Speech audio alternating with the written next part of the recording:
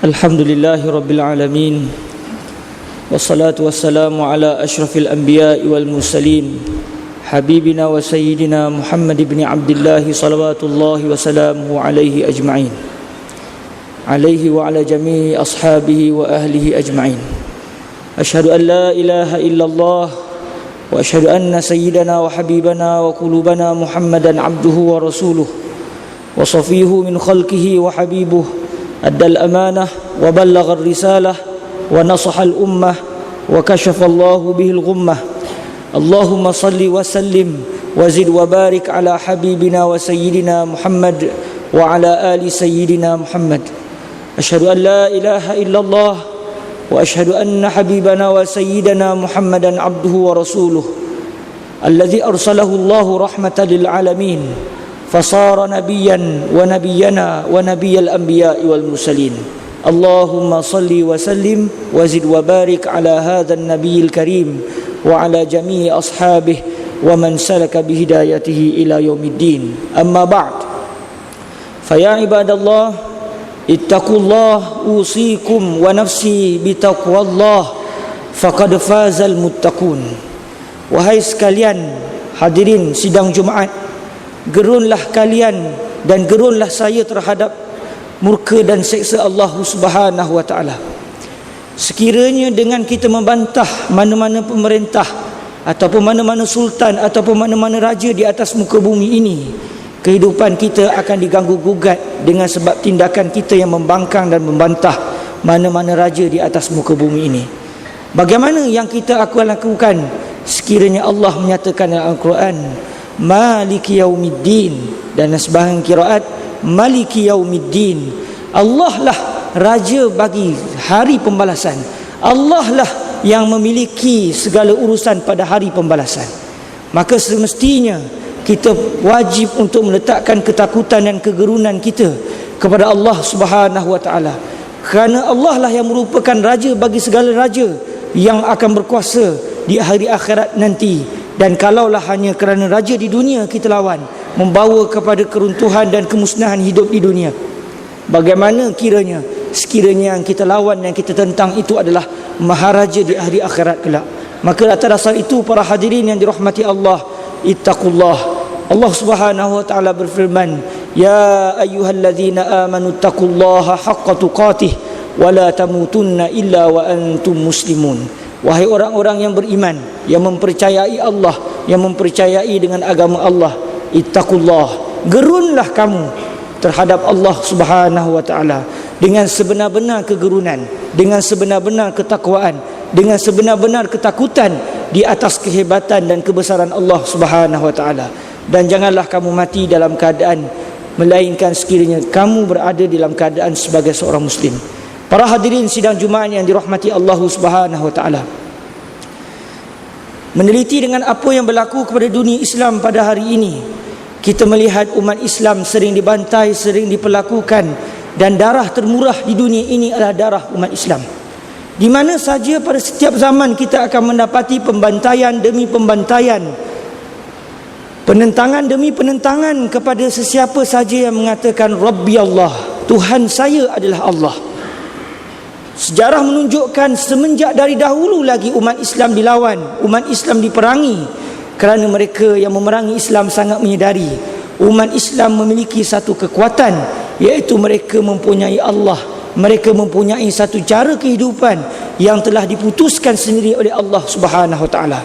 Maka di atas dasar itulah para hadirin yang dirahmati Allah, wajib bagi setiap umat Islam untuk merasai bahawa setiap apa yang berlaku kepada umat Islam di mana bahagian ceruk dunia sekalipun, itu merupakan masalah kita, dan itu merupakan simpati yang perlu kita lakukan, yang perlu kita hulurkan kepada mana-mana umat Islam yang ditindas, dizalimi, diperlakukan bak hayawan di mana saja mereka berada. Kerana sesungguhnya Islam melepasi sempadan geografi, Islam melepasi segala persempadanan keturunan, kerana kita disatukan oleh Allah Subhanahu wa taala di atas akidah la ilaha illallah sayyiduna Muhammadun Rasulullah.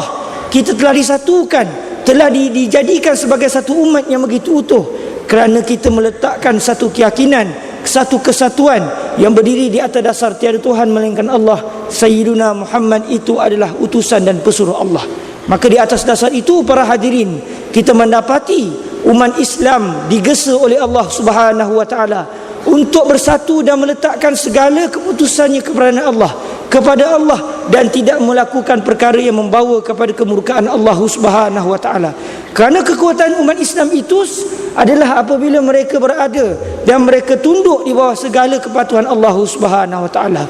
Az-zullu lillahil 'izz waz-zullu li ghairillahi dzul. Menghina diri kerana Allah itu merupakan satu kemuliaan, tetapi kita menghina diri sesama makhluk Allah dengan kita menolak dan mengenepikan perintah Allah, sebenarnya itu merupakan satu kehinaan. Para hadirin yang dirahmati Allah Subhanahu wa taala, sejarah lampau menunjukkan kegemilangan umat Islam. Bukan kerana mereka mempunyai ketamadunan yang luar biasa, bukan kerana itu semata-mata, tetapi kehebatan umat Islam yang menjadi penggerak adalah kerana mereka membawa misi baginda Nabi Muhammad sallallahu alaihi wasallam. Allah berfirman dalam Al-Quranul Karim, "Wa ma arsalnaka illa rahmatan lil alamin." Wahai baginda Nabi, tidak daku utuskan dikau wahai Nabi melainkan kerana anda adalah merupakan rahmat bagi seluruh alam.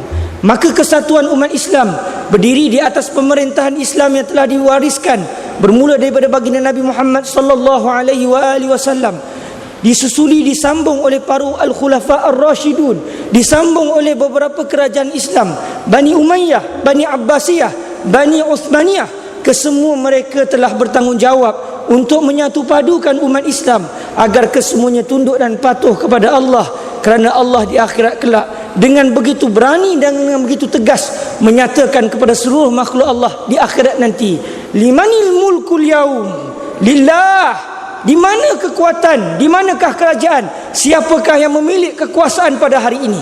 Allah mengajukan soalan ini kepada seluruh makhluk Allah di akhirat kelak untuk menunjukkan bahawa sebenarnya kekuasaan yang hakiki itu bukan milik mutlak manusia.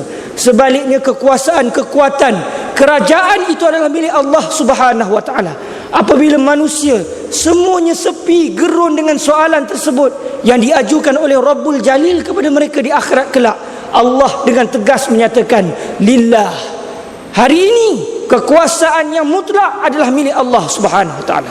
Maka di atas dasar itu para hadirin yang dirahmati Allah, kesatuan umat Islam yang telah terbina di atas dasar takut dan taatkan Allah telah menunjukkan kepada kita bahawa umat Islam menjadi umat yang begitu disegani oleh masyarakat bangsa manusia, merupakan satu kerajaan, merupakan satu bangsa yang begitu digeruni oleh pihak musuh, kerana satu batang tubuh umat Islam dicuit, membawa kepada kebangkitan seluruh umat Islam. Kerana bertepatan dengan apa yang pernah disebutkan oleh junjungan mulia Sayyiduna wa Maulana Muhammadun sallallahu alaihi wasallam, masalul mu'minin, dalam sebagian riwayat masalul muslimina fi tawaddihim wa tarahumihim wa ta'atufihim masalul jasad idza ishtaka minhu 'udwun tada'a lahu sa'irul jasad bis sahari wal humma. Perumpamaan bagi orang-orang Islam itu, perumpamaan bagi gabungan kesatuan umat-umat Islam itu adalah seumpama satu batang tubuh. Sekiranya satu anggota merasa sakit, maka ia akan mengheret seluruh anggota yang lain untuk turut berjaga malam dan untuk turut merasai keperitan sakit tersebut. Itulah yang telah dibuktikan di dalam sejarah Islam. Seorang wanita pernah dimalukan oleh orang yang tidak beriman kepada Allah. Lantas wanita ini menjerit dengan menyatakan, wa mu'tasamah, wahai mu'tasim yang merupakan pemerintah Islam ketika itu, di manakah anda ketika saya diperlakukan sedemikian rupa? Suara wanita itu disampaikan kepada pemerintah ketika itu, Mu'tasim billah. Lantas beliau mengerahkan seluruh para tentera Islam untuk menyerang golongan yang telah memalukan satu maruah wanita muslim, demi menunjukkan bahawa umat Islam merupakan umat yang membawa perjuangan keamanan, tetapi dalam masa yang sama tidak akan mudah untuk tunduk kepada sebarang penghinaan yang akan ditujukan kepada Allah, Rasul dan juga orang-orang Islam yang lain.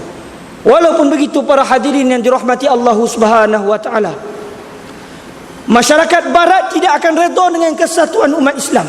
Akhirnya pada tahun 1924 Masihi, pecahlah kesatuan umat Islam yang telah dibina semenjak bermulanya baginda Nabi Muhammad sallallahu alaihi wasallam, apabila kerajaan Islam Turki Osmaniyah dipecah-pecahkan, dileburkan oleh seorang lelaki yang merupakan talibarut Yahudi, Kamal Atatürk. Beliaulah yang telah menghancurkan khilafah Islamiyah. Dan sampai ke hari ini, walaupun tarikh 1924 telah pun berlalu, namun sengketanya, sakitnya masih dirasai sampai ke hari ini.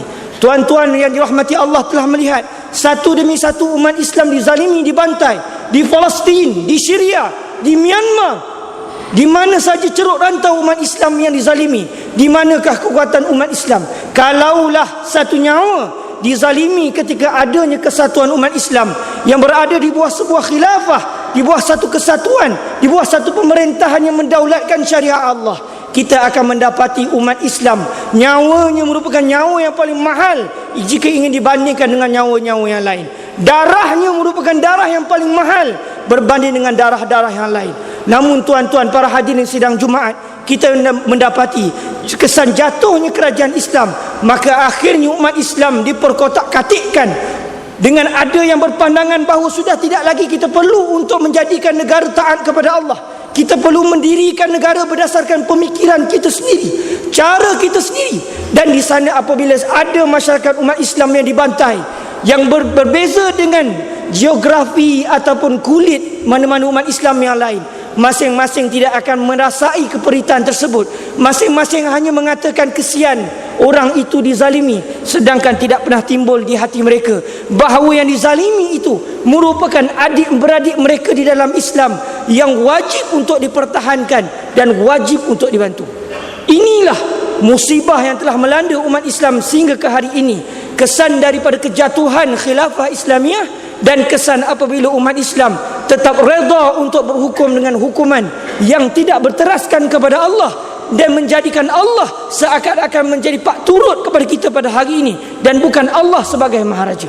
Mereka akan bertanggungjawab di hadapan Allah Subhanahu wa taala kerana telah memperkotak-katikkan umat Islam, kerana telah menjadikan negara bukan sebagai makmum kepada Allah. Mereka menjadikan negara tidak taat kepada Allah, maka mereka akan bertanggungjawab di hadapan Allah Subhanahu wa taala.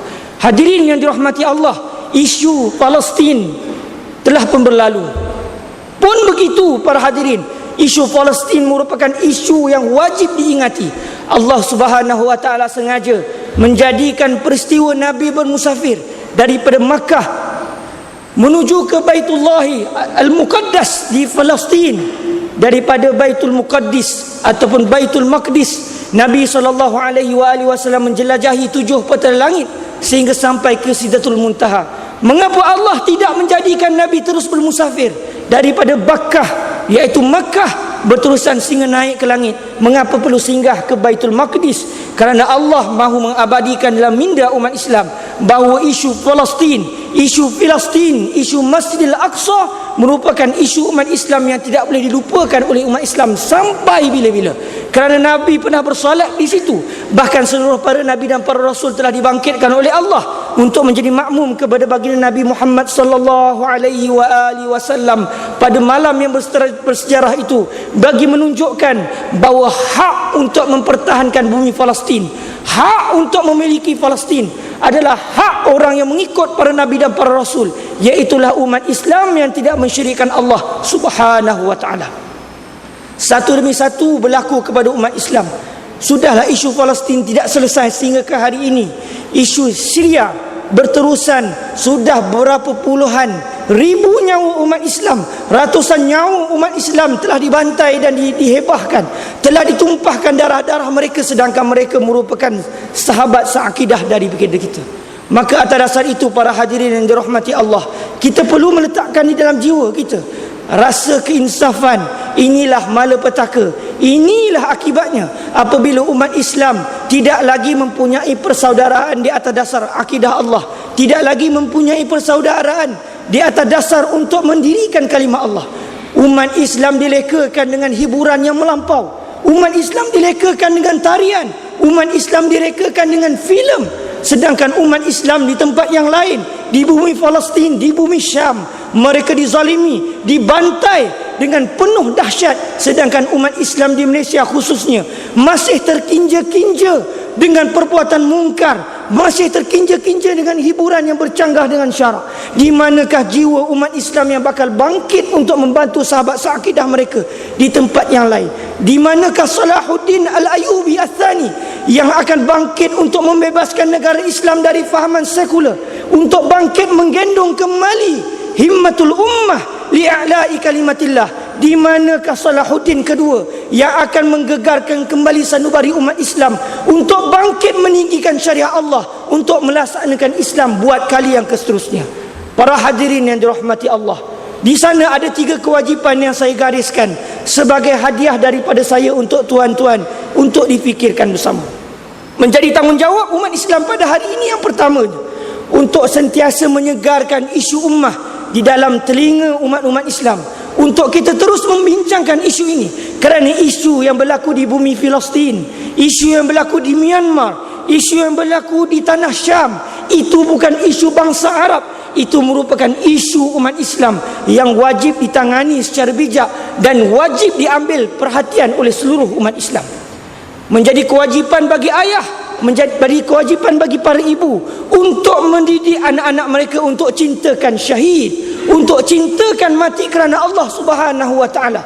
Menjadi kewajipan bagi ayah dan ibu untuk meniupkan semangat jihad ke atas anak-anak mereka, agar anak-anak yang lahir mempunyai jiwa yang besar, yang mahu melihat kesatuan umat Islam kembali terbina di atas dasar untuk meninggikan kalimah Allah. Kerana sesungguhnya Islam itu tinggi, dan demi Allah tidak akan ada benda yang lebih tinggi daripada kalimah Allah Subhanahu wa taala. Perkara yang kedua, para hadirin yang dirahmati Allah, sebagai generasi, sebagai individu umat Islam, tidak wajar dan tidak patut sekiranya wang yang kita alirkan kepada sahabat seakidah kita di Palestin, di bumi Syam, di bumi Myanmar, di mana bumi Allah pun, kita hanya jadikan ia sebagai sumbangan yang bersifat sementara. Berlaku isu kita keluarkan sumbangan, tiada isu kita biarkan mereka mati kelaparan. Para hadirin yang dirahmati Allah, saya berpandangan wallahu taala a'la wa alam, umat Islam pada hari ini sepatutnya sudah mula memotong gaji-gaji mereka secara per bulan, secara wajib, diwajibkan ke atas diri mereka sendiri, untuk mereka jadikan sebagai bantuan per bulan, per tahun yang akan disumbangkan kepada umat Islam yang lain. Udahlah kita tidak mampu untuk menggendong senjata, udahlah kita tidak mampu untuk bersama-sama dengan mereka di bumi jihad. Mengapa kita tidak jadikan kewangan yang Allah Ta'ala rezekikan kepada kita, kita potong sedikit untuk kita berikan kepada mereka? Apa sangat nilai 10% dipotong daripada gaji tuan-tuan yang dirahmati Allah, sekiranya ingin dibandingkan dengan perjuangan mereka yang menyumbang darah dan nyawa untuk mempertahankan Masjidil Aqsa yang merupakan kiblat pertama bagi umat Islam? Apa sangatlah 10% sebagai contoh yang kita potong setiap bulan daripada rezeki yang Allah berikan kepada kita, sekiranya ingin dibandingkan dengan penat lelah mereka menghadapi kesukaran, mengambil amanah umat Islam seluruhnya bagi mempertahankan bumi mereka daripada terus dizalimi. Atas dasar itu, tuan-tuan para hadirin yang dirahmati Allah, saya berpandangan, marilah mulai hari ini kita jadikan di sana ada bantuan tetap yang akan kita berikan secara peribadi. Kita potong gaji-gaji kita 10%, 20%, 5%, potonglah berapa yang tuan-tuan ingin potong, agar setiap tahun, setiap bulan duit kita akan mengalir kepada mereka. Sekurang-kurangnya ketika kita akan dipersoalkan oleh Allah, kita mempunyai alasan untuk menunjukkan kita prihatin kepada Allah, prihatin kepada umat Islam yang lain. Para hadirin yang dirahmati Allah Subhanahu wa taala, selain daripada itu, menjadi tanggungjawab bagi seluruh umat Islam untuk memastikan kembali khilafah al-Islamiyah akan kembali tertegak di atas muka bumi Allah Subhanahu wa taala. Al-Imam Ibn Khaldun menyatakan, kerajaan ini terbahagi kepada 3 jenis. Ada kerajaan yang diasaskan, yang segala program mereka diasaskan dengan dasar hawa nafsu, maka kerajaan ini adalah kerajaan yang binasa di dunia sehingga ke akhirat. Ada kerajaan yang hanya mementingkan pandangan akal, mereka menolak agama Allah Subhanahu wa taala, mereka menolak ketetapan Allah dalam urusan pentadbiran, tetapi mereka menggunakan akal mereka untuk mentadbir. Kata Ibn Khaldun dalam kitab beliau, negara jenis ini mungkin mendapat kebahagiaan di dunia, tetapi mereka akan mendapat kecelakaan di akhirat nanti, kerana tanggungjawab sebuah negara adalah mengikut segala apa yang telah diputuskan oleh Allah. Dan jenis negara yang ketiga adalah negara yang tunduk dan patuh kepada Allah. Segala program kerajaan dilakukan bertepatan dengan kehendak Allah. Mereka akan membatalkan segala ketetapan sekiranya ketetapan itu bercanggah dengan apa yang telah ditetapkan oleh Allah. Maka bagi memastikan tiada lagi tumpah darah umat Islam yang dizalimi, menjadi kewajipan umat Islam di mana-mana saja, baik di Malaysia, baik di negara yang luar, baik di mana saja, di timur maupun di barat, utara maupun selatan, menjadi kewajipan umat Islam untuk memastikan setiap tempat bukaah Islamiah akan diusahakan agar masyarakat memilih untuk memastikan Islam dikembalikan sebagai pemerintahan. Hasilnya berlaku gabungan biiznillahi subhanahu wa ta'ala, sebuah kerajaan-kerajaan Islam yang akan bergabung lantas membentuk kembali khilafatul Islamiyah, yang mana ketika itu umat Islam akan bersatu. Geografi umat Islam sudah semakin luas, tiada lagi persempadanan di antara negara dengan negara, kerana apabila di sana negara Islam, maka kesemuanya adalah tumpah darah, merupakan negara bagi seluruh umat Islam yang lain. Dan kalaulah berlaku di saat itu, pasti tidak akan ada lagi umat Islam yang dizalimi, kerana satu nyawa yang dizalimi akan bangkit seluruh umat Islam bagi mempertahankan kesucian peribadi umat Islam itu sendiri. Semoga Allah Subhanahu wa taala menggerakkan hati kita untuk menjadikan kehidupan kita kerana Allah, menjadikan rezeki yang diberikan hanya untuk Allah kita keluarkan kerana Allah, dan kita akan mendapat hasilnya kerana Allah Subhanahu wa taala. Di dalam Sahih Al-Imam Al-Bukhari, Sayyiduna Abu Hurairah radhiyallahu taala anhu pernah meriwayatkan bahawa baginda Nabi Muhammad sallallahu alaihi wasallam pernah menyatakan bahawa setiap hari para malaikat akan diutuskan, 2 orang malaikat akan turun setiap hari. Seorang malaikat akan berdoa kepada Allah, Allahumma a'ti munfiqan khalafah, ya Allah, berikanlah kepada orang yang menyumbangkan hartanya kerana-Mu, ya Allah, berikanlah ganti daripada apa yang mereka telah keluarkan kepada-Mu, ya Allah. Seorang malaikat lagi pula berdoa, Allahumma a'ti mumsikan talafa, ya Allah, berikanlah kepada orang yang kedekut, yang tidak mahu mengeluarkan bahagian hartanya untuk-Mu, ya Allah, jadikanlah harta mereka itu hancur dan binasa, ya Arhamar Rahimin. Moga-moga Allah menjadikan kita di kalangan hamba Allah yang prihatin kepada nasib yang menimpa umat Islam seluruhnya. Barakallahu li wa lakum bil Qur'anil azim, wa nafa'ani wa iyyakum bima fihi minal ayati waz zikril hakim, wa taqabbala minni wa minkum tilawatah, innahu huwas samiul alim.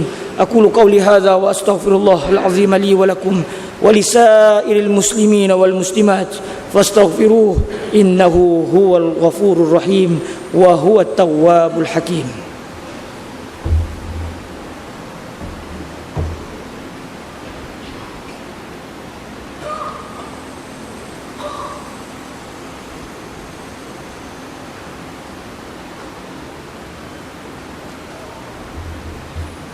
Alhamdulillahilladzi ja'alana minal muslimin wa razaqana minat thayyibat. Asyhadu an la ilaha illallah wahdahu la syarikalah, wa asyhadu anna habibana wa sayyidana Muhammadan abduhu wa rasuluh. Allahumma salli wa sallim wa barik ala sayyidina Muhammadin wa ala alihi wa sahbihi wa jami'i man tabi'a dinah wa man tabi'a jami'ahum bi ihsanin ila yaumiddin.